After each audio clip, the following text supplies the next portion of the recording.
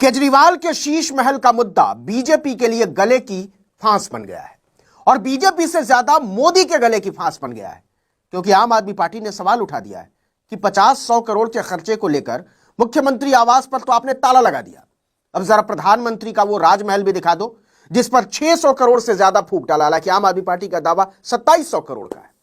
उसने इसको लेकर हमला बोल दिया है। तो पूरे देश में झूठ फैलाया गया। अरे मुख्यमंत्री के आवास में तो सोने की टॉयलेट बनी हुई है, मुख्यमंत्री के आवास में स्विमिंग पूल बना हुआ है, मुख्यमंत्री के आवास में मिनी बार है। तो आज आप लोगों के साथ चलेंगे और खोजेंगे कि वो स्विमिंग पूल कहां है, मिनी बार कहां है, कहां पर है सोने का टॉयलेट। पूरे देश को पता चलना चाहिए। भारतीय जनता पार्टी, भारतीय झूठा पार्टी का झूठ पूरे देश के सामने उजागर होना चाहिए, इसलिए आप लोगों के साथ अभी वहां पे चलेंगे। आम आदमी पार्टी ने मोदी के राजमहल को लेकर बाकायदा एक प्रेस कॉन्फ्रेंस बुलाई और यूट्यूब पर उसका थंबनेल बनाया, मोदी का राजमहल देखने जाएंगे आप नेता, बीजेपी की हवा टाइट। किसके आवास में खर्च हुए फिजूल पैसे, सीएम के या पीएम के? इसके साथ आम आदमी पार्टी ने एक पोस्टर जारी किया जिसमें मोदी की सैलानी वाली तस्वीर के साथ हेडलाइन दी गई है, मोदी का राजमहल दिखाओ। साथ में कुछ आंकड़े भी दिए गए, जैसे कुल लागत 2700 करोड़, 200 करोड़ का झूमर, 300 करोड़ की कालीन, 6700 जोड़ी जूते, 5000 सूट।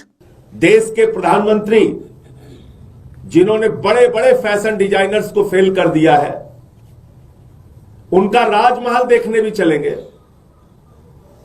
राजमहल के अंदर उनके 5000 सूट भी देखने चलेंगे, उनके 6700 जोड़ी जूते भी देखने चलेंगे, 200 करोड़ का झूमर जो लगा हुआ है जिसमें हीरे जड़े हुए हैं वो झूमर भी देखने चलेंगे, और सोने के धागों से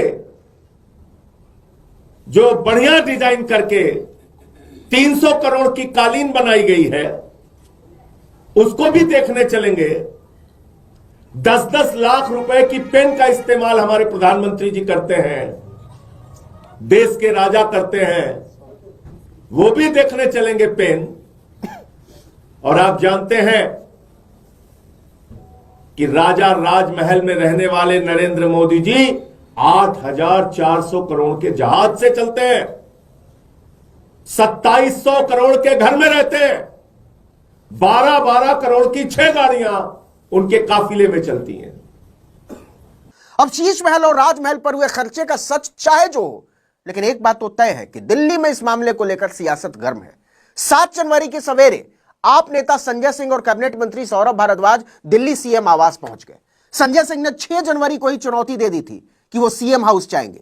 इसे देखते हुए मुख्यमंत्री आवास के बाहर पुलिस बैरिकेडिंग कर दी गई थी और भारी सुरक्षा बल तैनात किया गया था।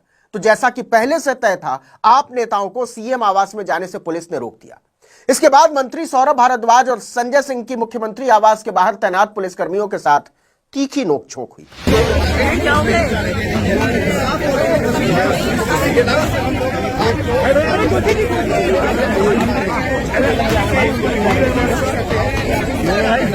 इसके बाद आप नेता संजय सिंह और सौरभ भारद्वाज धरने पर बैठ गए। दोनों को पता था कि यही होना है, लेकिन आगे की स्क्रिप्ट तैयार थी।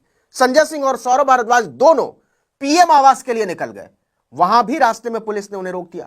इस पर भी उनकी पुलिस के साथ तीखी नोकझोंक देखने को मिली। फिर दोनों धरने पर बैठ गए। प्रधानमंत्री जी का आवाज तो आवाज नहीं, नजर थोड़ी आना, हमें अंदर की चीजें देखनी है ना। प्रधानमंत्री जी का घर देखना है, प्रधानमंत्री जी का घर देखना है। चलिए, आपको बता दें कि भाजपा के शीश महल वाले आरोपों के बाद 6 जनवरी को संजय सिंह ने भाजपा को चुनौती दी थी कि अगर उसमें हिम्मत हो तो 2700 करोड़ में बना प्रधानमंत्री नरेंद्र मोदी का आलीशान राजमहल मीडिया को दिखा दीजिए। तो मैं चुनौती देता हूं भारतीय जनता पार्टी को और ये कहना चाहता हूं पूरे देश के सामने, तुम्हारा झूठ कल उजागर होगा। मुख्यमंत्री आवास में कल 11 बजे हम लोग मीडिया के मित्रों के साथ चलेंगे और वहां सोने की टॉयलेट खोजेंगे, वहां स्विमिंग पूल खोजेंगे, वहां पे मिनी बार खोजेंगे और उसके ठीक बाद हम लोग चलेंगे राजा का राजमहल देखने। दरअसल दिल्ली में विधानसभा चुनाव की तारीखों का ऐलान होते ही बीजेपी और आम आदमी पार्टी दोनों एक दूसरे पर हमलावर हैं। जहां भाजपा इस मामले को लेकर केजरीवाल को घेरने में लगी है, तो आम आदमी पार्टी की तरफ से संजय सिंह ने मोदी पर हमला बोलने का मोर्चा संभाल रखा है। संजय सिंह का आरोप है कि पीएम मोदी के 2700 करोड़ रुपए में बने राजमहल में 300 करोड़ की कालीन बिछी हुई है, 200 करोड़ का झूमर लगा हुआ है और वो 10-10 लाख की पेन, 6700 जोड़ी जूते और 5000 सूट का इस्तेमाल करते हैं। हम ये चाहते हैं, संजय सिंह ने कहा, कि दिल्ली और देश के लोगों को सच्चाई पता चले। इसमें हमारे राजा रहते हैं और हमारे राजा इतने अद्भुत हैं, उन्होंने फैशन डिजाइनरों को भी फेल कर दिया है।